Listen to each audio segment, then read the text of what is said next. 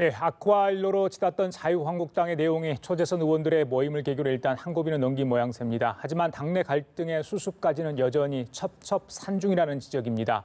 한편 문재인 대통령은 청와대 경제수석과 일자리 수석을 교체하는 등 2기 청와대 비서실 인선을 단행했습니다.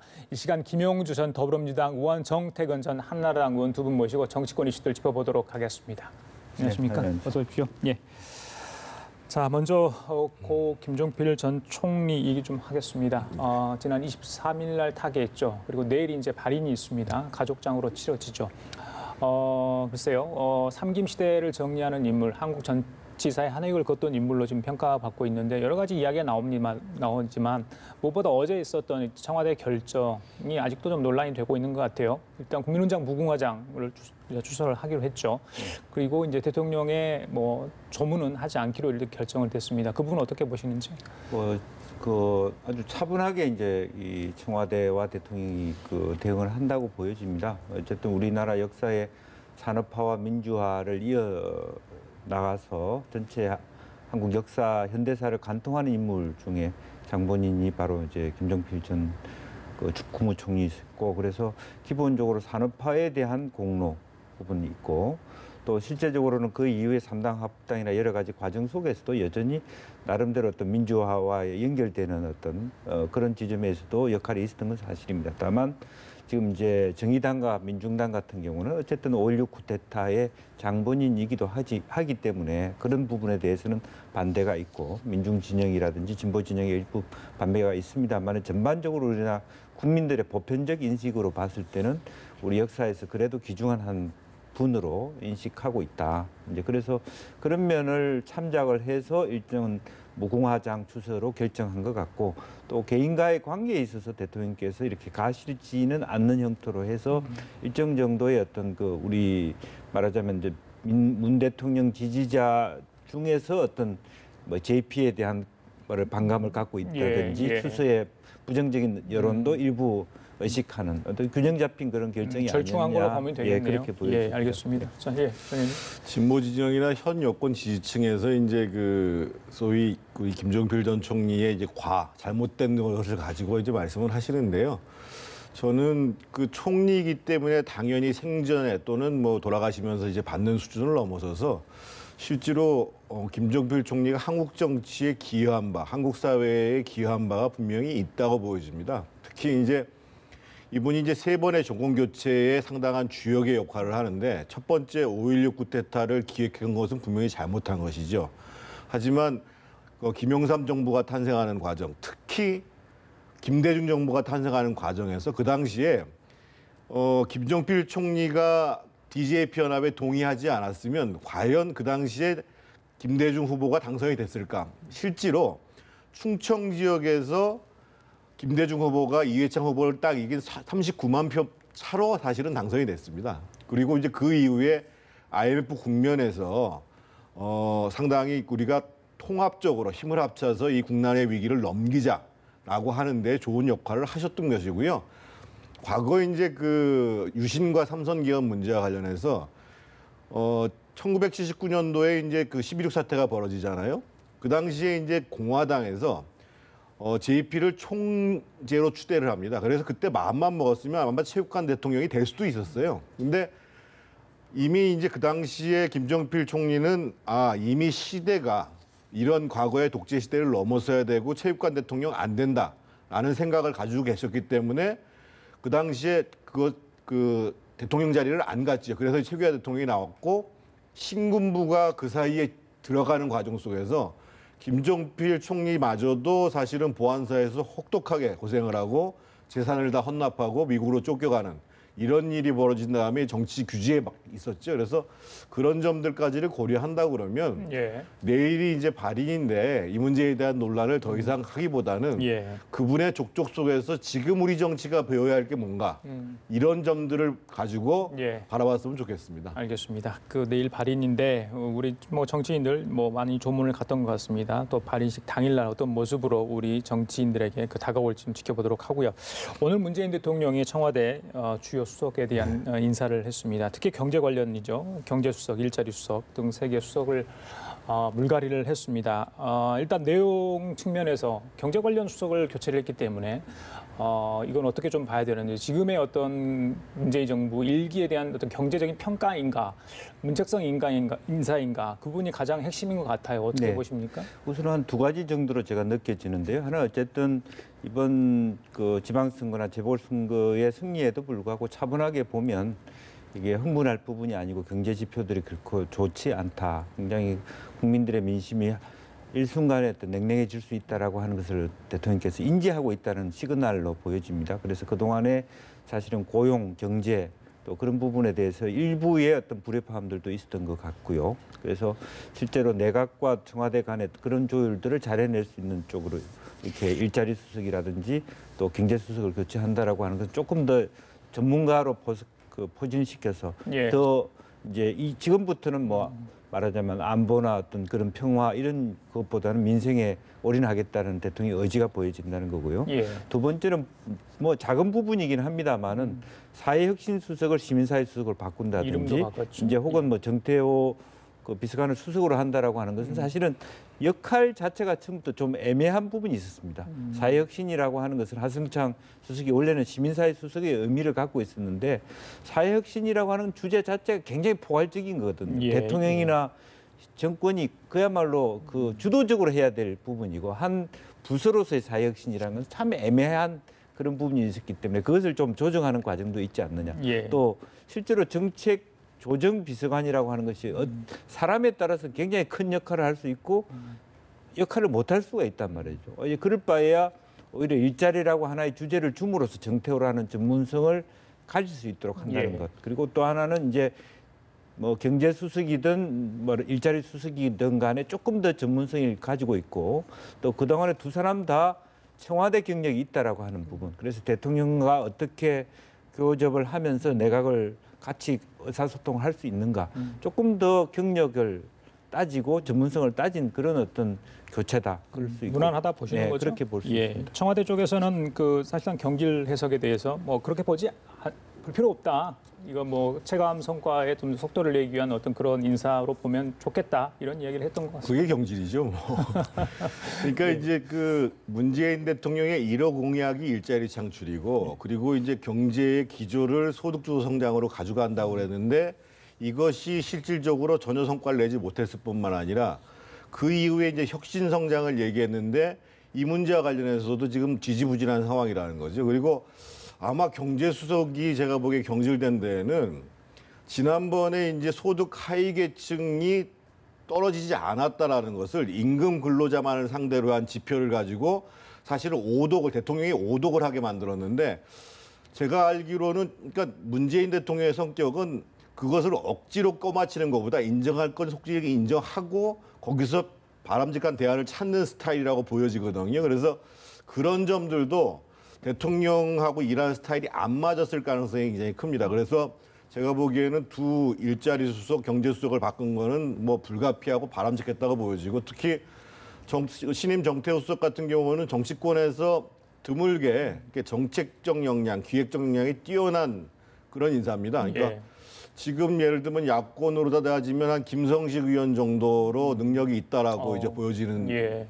이고 아무래도 이제 일자리 수석을 하려면 어떤 한 특정 분야가 아니라 다양한 분야에 있는 관료들이나 그 국회의원들하고 협력적 관계를 만들어야 되는데 그런 의미에서 적합하지 않았나 싶은 거고요. 보니까 이제 그 사회혁신 수석 관련해 가지고 지금 이제 별 말이 없는데 아마 이제 그 하승창 수석이 상당히 건강상의 이유가 아닌가 생각하고 오히려 이용선 수석 같은 경우는 시민단체 일, 그러니까 노동운동 출신이고 시민단체 일을 오래 해오면서도 또 이분이 오랫동안 해온 게 뭐냐면 시민단체가 그 대북지원 사업한 거 있지 않습니까? 우리 민족 서로 돕기 사업을 굉장히 오래 했습니다. 초창기부터. 그런 점에 있어서도 상당히 좀 강점이 있지 않겠는가 이런 예. 생각을 갖고 이번 그것은 좀 적절한 인사인데 사실은 지금 이제 언론뿐만 아니라 정치권 내에서도 가장 지금 이제 눈여겨보는 부분들이 앞으로 장하성 정책실장 그리고 그동안 인사검증이나 여러 가지 문제가 있었던, 물론 대통령한테 굉장히 신임을 받고 있습니다만 조국 민정수석, 이 부분들이 앞으로 정책 성과를 낼 거냐 말 거냐, 예. 이 문제에 상당히 눈여겨볼 것 같습니다. 알겠습니다. 오늘 수석들의 교체는 민생과 고용에 일단 방점을 둔 것 같고요. 비서관도 교체가 됐는데 그중에 이제 눈길이 가는 분이 그 제1부속 비서관을 지냈던 송인배 비서관인데 이번에 정무비서관도 이동을 했어요. 자, 그러니까 대통령을 모시던 자리에서 이제 국회 쪽으로 좀 더 가까운 그런 좀 이동을 한 거 아니겠습니까? 근데 송인배 비서관 같은 경우 지난번에 드루킹 관련해서 약간 언론에 이야기됐고 경찰 수사 대상이 될 수도 있었지만 조사를 하지 않았거든요. 그 청와대에서는 얼마든 뭐 조사 응하겠다 이런게까지 했는데 그 부분은 어떻게 봐야 되는 겁니까? 집권당하고는 가까울지 모르겠습니다만 저렇게 인사를 하면 야당하고는 더 멀어지죠. 그리고 이번 인사는 굉장히 부적절한 게요. 정무수석실에는 그 명칭이 사회안전비서관이든 치안비서관이든 경찰 파견비서관이 존재를 합니다. 옛날에 보면은 그 MB 정부 때요, 디도스 특검 있을 때 그 치안비서관이 정무수석한테 수사 내용들을 보고를 해가지고 그게 문제가 됐던 경우거든요. 그래서 더더군다나 지금 드루킹 특검이 진행되고 있는 상황에서, 그리고 경찰이 한 번도 송인배 비서관을 조사하지를 않았습니다. 그런 상황에서 부속 비서관을 하다가 정무비서관으로 온다. 이것은 이제 별로 적절치가 않은 거고요. 실제로 그런 뭐 치안비서관이나 사회안전비서관하고 관계를 안 한다고 하더라도 같은 수석실 안에서 근무를 하고 있는데요. 근데 그것을 국회를 가까이 하기 위해서 했다. 아마 이거는 야당한테는 도무지 이해 안 되는 예, 이런 인사로 김영기 평가받을 겁니다. 여쭤보죠. 예, 네. 어떻게 해석을 해야 되는 겁니까? 사실 뭐 어쨌든 뭐 정무수석이 있는 것이고 비서실장이 있는 것이고 그런 측면에서 봤을 때 이렇게 뭐 정무비서관의 역할들이 뭐 아주 뭐 지극히 높다 이렇게 볼 수 없고, 또 하나는 어쨌든 그 청와대 내부에서 민정수석실이나 검토를 해봤을 때 대통령과의 관계 속에서도 실제로 송인배와 드루킹 사건에 대해서 별 문제가 없다. 조사를 받을 수 있다. 조사를 받아도 중간에 예를 들면 청와대에서 나가야 된다든지 어떤 감옥에 가야 된다든지 그런 부분이 없다라고 하는 대통령께서 확신이 있다라는 것을, 자신이 있다는 것을 예. 간접적으로 의미하는 것이고, 어쨌든 예. 그런 면에서 정무비서관이라고 하는 것은 다른 한편으로 대통령의 의중을 가까이 모시는 입장에서 청와대와 또 그 뜻을 국회에 전달하는 역할이기 때문에, 물론 이제 그것을 핑계 삼아 야당이 이렇게 뭐 멀리할 수는 있습니다만 어쨌든 정무수석이 있고 예. 또 그 밑에서 같이 일하는 부분이기 때문에 예. 이제 실제적으로는 그만큼의 어떤 자신감을 보인 것이다, 그렇게 봐야 될 것 그렇군요. 같습니다. 알겠습니다. 자, 자유한국당 얘기를 좀 하겠습니다. 지방선거 패배 이후에 자체 수술을 지금 하려고 하는데 잘 안 되는 것 같아요. 어제 이제 다행히 초재선 의원들의 모임을 계기로 일단 한 고비는 넘긴 모양새인데 여전히 중진들은 강하게 반대를 하고 있습니다. 김성태 대표 권한대행의 퇴진, 또 비대위 준비 자체에도 대해서 불만을 많이 제기를 하고 있는 것 같은데, 일단은 초대선 의원 모임 중에서는 일단 원내대표 김성태 권한대행이 원내대표는 유지를 하되 비대위 쪽에서 들어가는 것 자체는 좀 반대하는 것 같다. 근데 원내대표는 비대위에 상근으로 들어가야 되는 건 아닌가요? 어떻게 보십니까? 그 부분에 대해서는?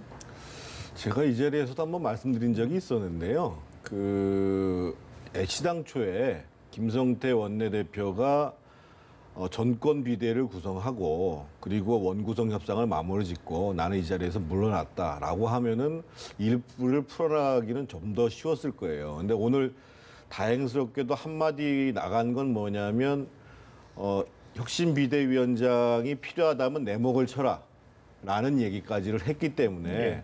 그나마 조금 숨통을 틀 가능성은 있는데, 문제는 지금 이 보수 유권자로부터 심판받은 자유한국당의 입장에서 봤을 때는 네 가지를 다 바꿔야 되거든요. 하나는 그러니까 당을 대표하는 얼굴이나 앞으로 나아갈 후보자들도 바꿔야 되고, 철학도 다시 정립을 해야 되고, 정책도 수정해야 되고, 그리고 이제까지 정치를 운영해왔던 풍토도 다 바꿔야 되거든요. 근데 지금 보면은 여전히 지금 당내 갈등의 핵심으로 등장하는 것은 개파적 이해, 특히 그러니까 초재선들 같은 경우는 앞으로 개파 없다 이렇게 얘기를 합니다만, 특히 이제 3선 이상으로 올라가면 개파적 이해를 가지고 다음 국면에 있어서 누가 주도권을 행사할 걸 가지고 부딪히고 있다라는 게 여실해요. 그러니까 오늘 예를 들면 3선들이 모였는데 예, 맞습니다. 그 3선들도 주로 복당파를 중심으로 한 3선들이 모였다는 거죠. 그래서 제가 보기에는 그 어떤 분이 그 혁신비대위원장으로 오실지는 잘 모르겠습니다만 자유한국당의 의원 전원이 정말 모든 권한을 주겠다라고 예.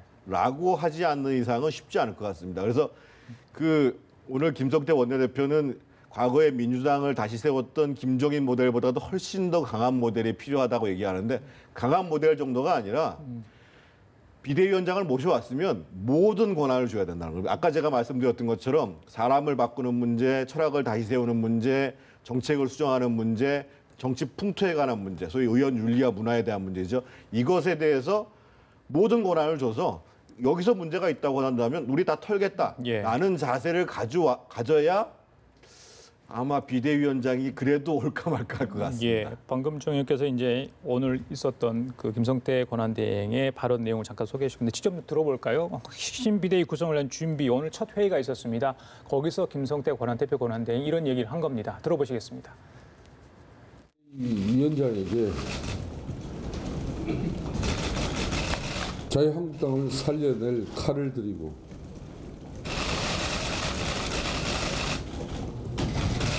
내 목부터 쳐라고 하겠습니다.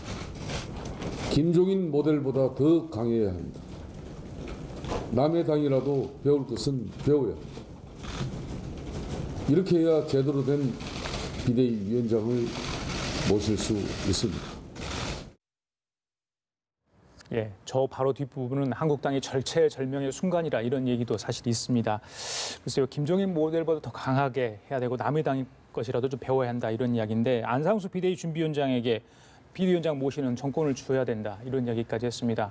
김성태 권한대행의 어떤 각오는 대단한데 이걸 의원들이 따라줘야 되는데 일단 뭐 동의를 하지 않을 것 같고요. 계속해서 반대 이야기를 하고 있다 보니 앞으로 한 걸음도 나가지 못하는 그런 모양새거든요. 아무래도 이제 정당성의 부족이죠.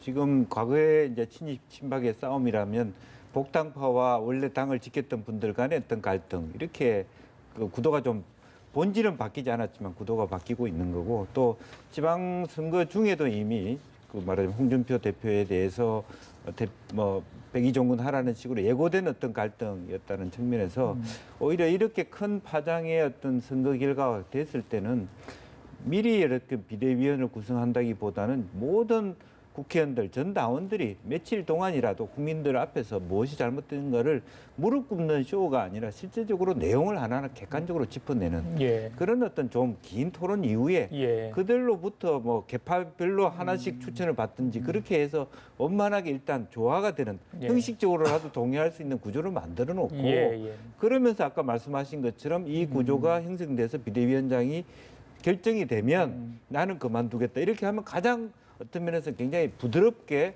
이 국면을 전환할 수 있는 계기가 있지 않았겠냐 예. 싶은데요. 지금 제가 보더라도 물론 제가 실제로 저희 당이 아니기 때문에 속사정을 알 수 없습니다만은 새로운 정치 신인한테 비대위원을 맡기는 건 좀 적절하지 않은 것 같습니다. 그래요? 그것이 준비위원회라 할지라도 예. 굉장히 중차대한 어떤 당의 진로와 관련돼 있는 것인데 예. 이제 예. 그런 면에서부터 말하자면 당을 올해부터 지켜왔느냐, 또 진짜 실력이 있는지, 또 여러 가지 어떤 과정 절차 비대위 준비위원회 구성하는 데 있어서 독선적으로 했다든지 여러 가지 어떤 반대 명분을 스스로 이제 만들었다는 것에 한계가 있을 것 같고요. 예. 어쨌든 그나마도 지금 국민이 약간 수그러들 때 조금 더 원만하게 중진들이 나서서 현재 원구성을 내일부터 시작하기 때문에 하반기 원구성 될 때까지 현재 김성태 원내대표 역할을 주도록 하고 그것이 타결되면서 전체적으로 그 과정 동안에 비대위원장을 추대하거나 모셔오는 부분에 대해서 집중해야 될 때가 아닌가 예, 싶습니다. 선수 그리고 개파 이거 좀 모든 걸 좀 내려놓고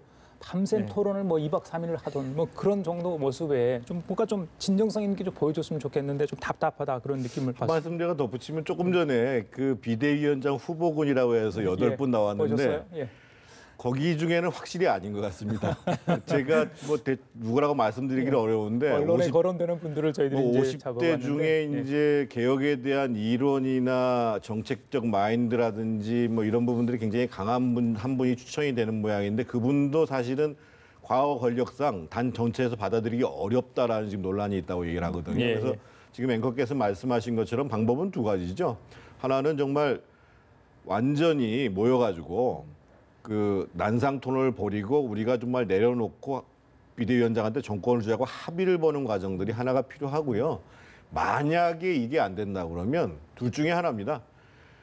쪼개지든지 아니면 도저히 이 상태로 안 되니까 우리는 나가서 당의 개혁을 추진하겠다 해서 일부가 당을 나오든지 이런 과정일 텐데 문제는 지금 이제 어떻든 원구성을 해야 예. 국회가 돌아간다는 점이죠. 그렇죠. 방금 우리 김 의원께서 말씀하셨는데 내일 이제 여야 원내대표 회동이 있습니다. 원구성 협상이 진행될 것 같습니다. 그동안 뭐 임시국회가 뭐 소집은 해놨지만 제대로 뭐 한 번도 열리지 못한 그런 상황이었는데 일단 의장단과 상임위원장이 어떻게 꾸려질지 관심인데 두 분은 뭐 국회 계셨기 때문에 국회의장이야 이제 뭐 그 대충 뭐 알잖아요.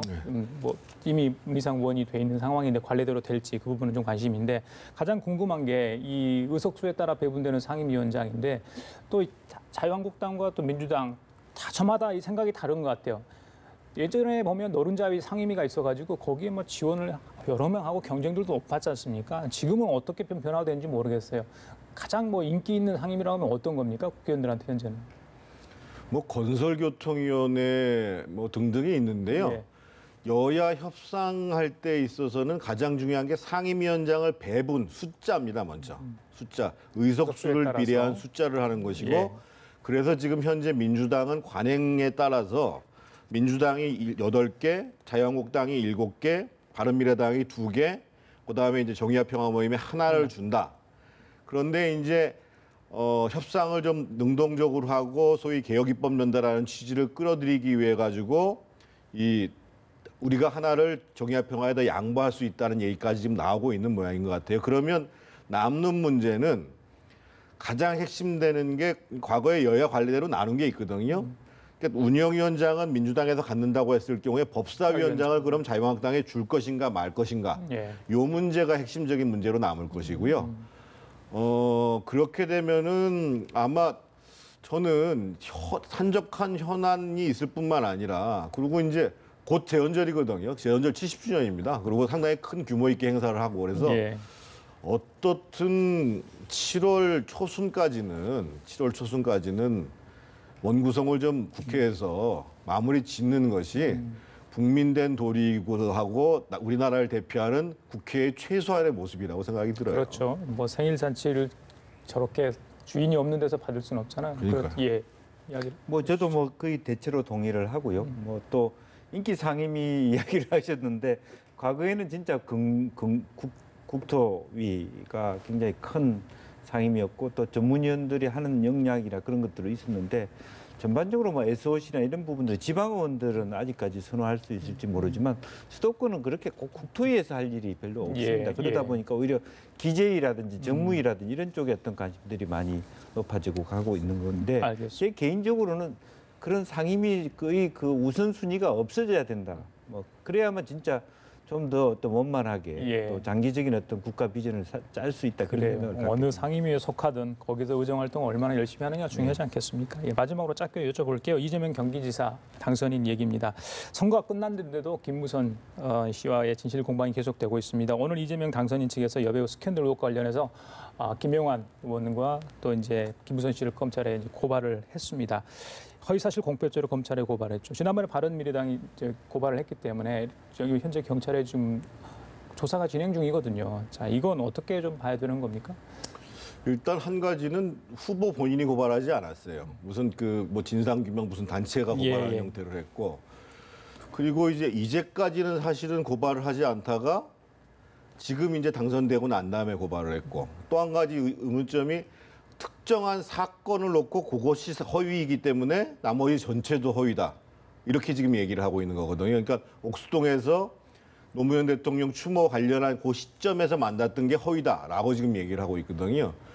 그래서 저는 그 얘기만을 가지고 이재명 당선자 측이 정당하다고 판단하기는 어려운 거고 이런 사건일수록 지금 이미 바른미래당도 고발된 사건이기 때문에 제가 알기로는 검찰에서 경찰로 이제 이미 배당을 해서 철저하게 수사를 해야 되는데 문제는 증거라는 것을 과연 어떻게 남겼는가 이게 이제 문제가 되겠죠. 예, 양측이 어떻게 증거를 제시할지 그분이 관건인 것 같아요. 예, 그러니까 기본적으로 하나는 뭐 서로 바른미래당에서 고발한 부분이 있기 때문에 사실은 상쇄한다는 개념에서도 고발을 해야 된다는 그동안의 후보로서의 어떤 자기 결백정을 또 입증해야 된다는 측면도 있고 그런 면에서 하나는 동부지검에서 하나는 성남경찰서에서 하고 있는 것 같은데 그것들이 정말 좀 빨리 결정이 났으면 좋겠다 뭐 그런 생각을 그래요. 합니다. 알겠습니다. 자, 지금까지 김영주 전 더불어민주당 의원, 정태근 전 한나라당 의원이었습니다. 말씀 감사합니다.